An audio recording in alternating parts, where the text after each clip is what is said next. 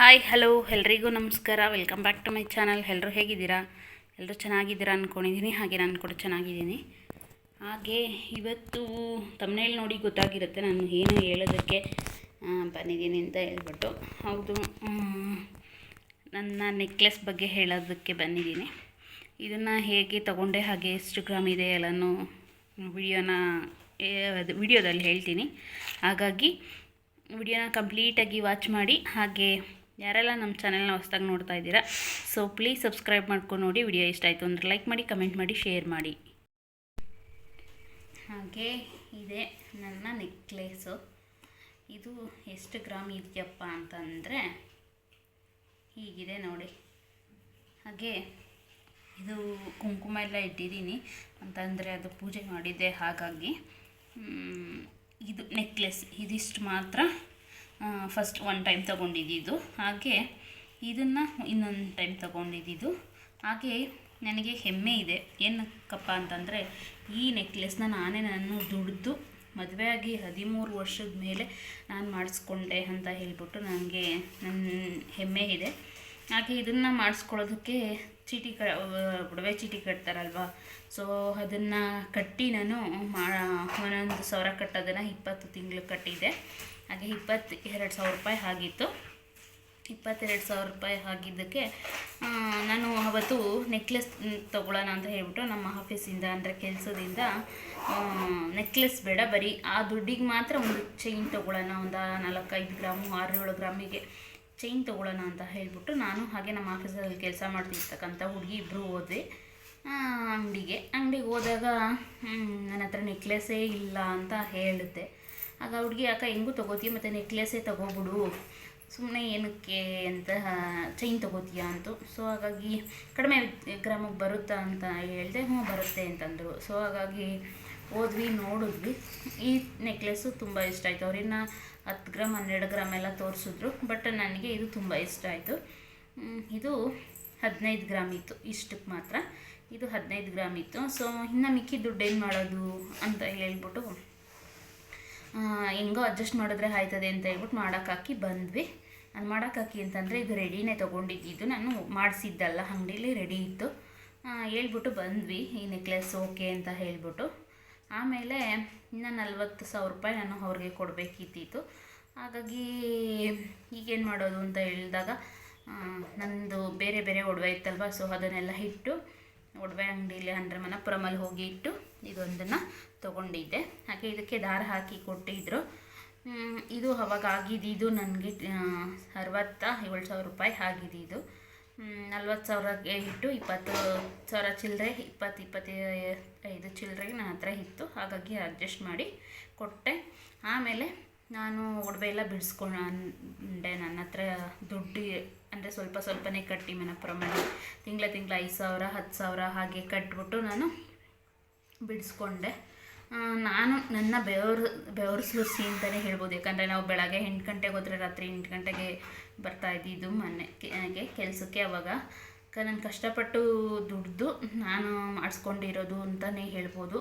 ಹಾಗೆ ಇದಕ್ಕಾಗಿ ನಮ್ಮ ಮನೆಯವರೇನೋ ₹1 ಕೊಟ್ಟಿಲ್ಲ, ಹಾಗೆ ಅಂದರೆ ನನ್ನ ಹಸ್ಬೆಂಡ್ ಕೊಟ್ಟಿಲ್ಲ, ಇಲ್ಲ ಯಾರ್ದು ದುಡ್ಡಲ್ಲೂ ನಾನು ತೊಗೊಂಡಿಲ್ಲ. ನನ್ನ ಕಷ್ಟಪಟ್ಟು ನನ್ನ ಪರಿಶ್ರಮದ ಫಲ, ಹಾಗೆ ನನ್ನ ಬೆವರಿನ ಪ್ರತಿಫಲ ಅಂತ ಹೇಳ್ಬೋದು.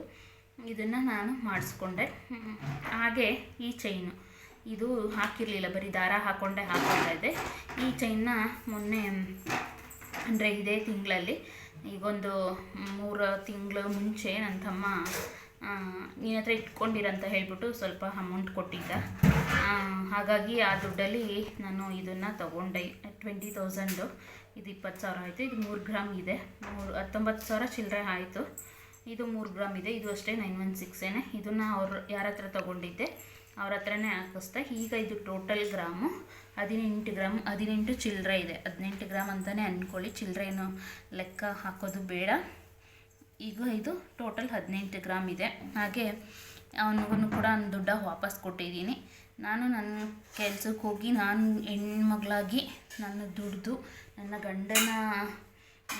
ಗಂಡನಿಂದ ಬಯಸ್ತಲೇ ತೊಗೊಂಡಿರ್ತಕ್ಕಂಥ ನೆಕ್ಲೆಸ್ ಇದು.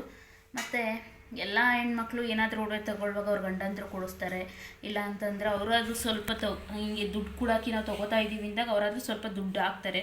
ಬಟ್ ಇದಕ್ಕಾಗಿ ನನ್ನ ಗಂಡನ ಹತ್ರದಿಂದ ನಾನು 1 ರೂಪಾಯಿ ಕೂಡ ಹಾಕ್ಸಿಲ್ಲ.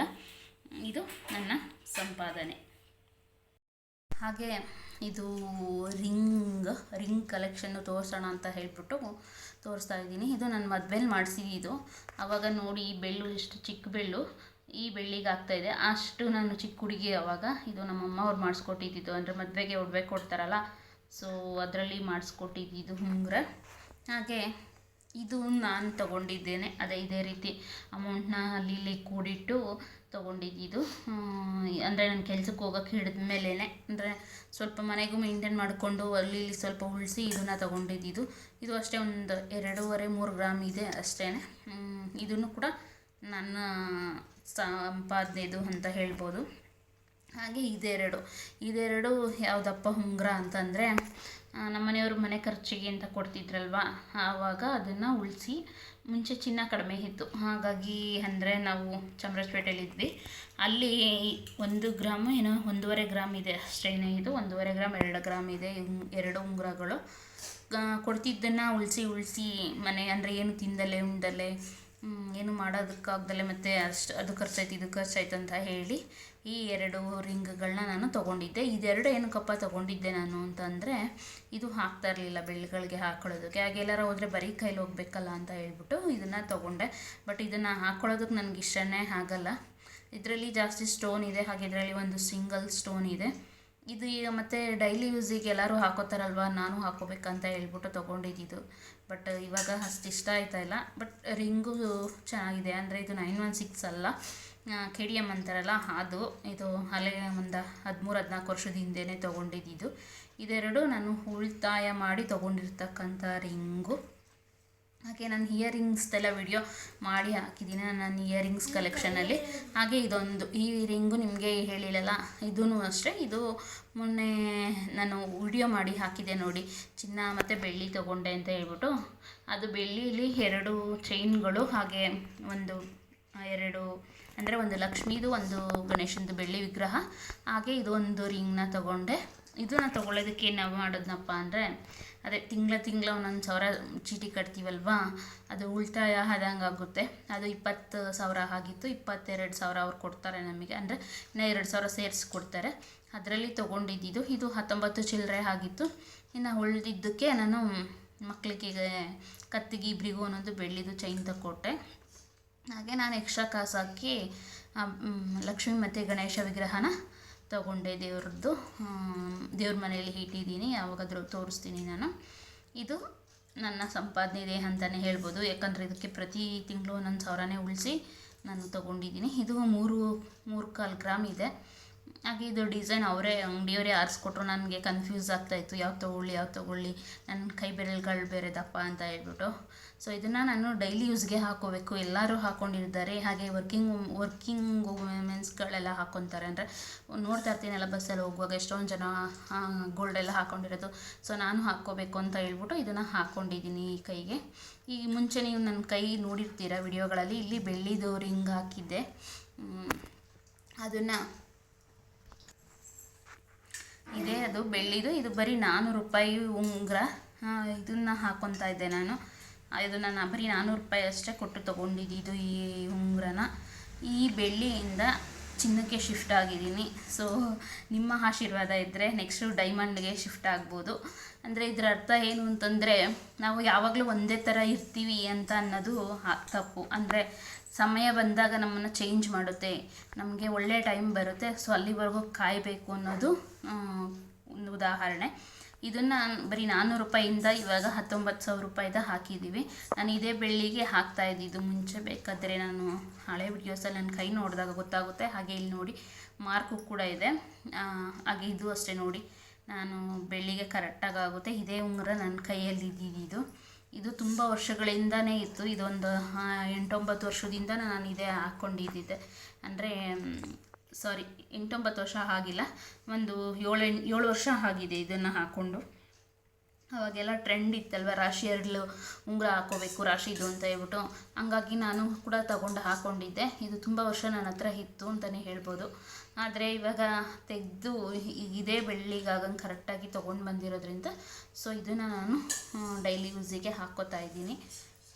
ಇದನ್ನು ಬೆಳ್ಳಿದನ್ನು ನಾನು ನನ್ನ ಮಗಳಿಗೆ ಕೊಟ್ಟಿದ್ದೀನಿ. ಇದಿಷ್ಟು ನನ್ನ ರಿಂಗ್ ಕಲೆಕ್ಷನ್ನು.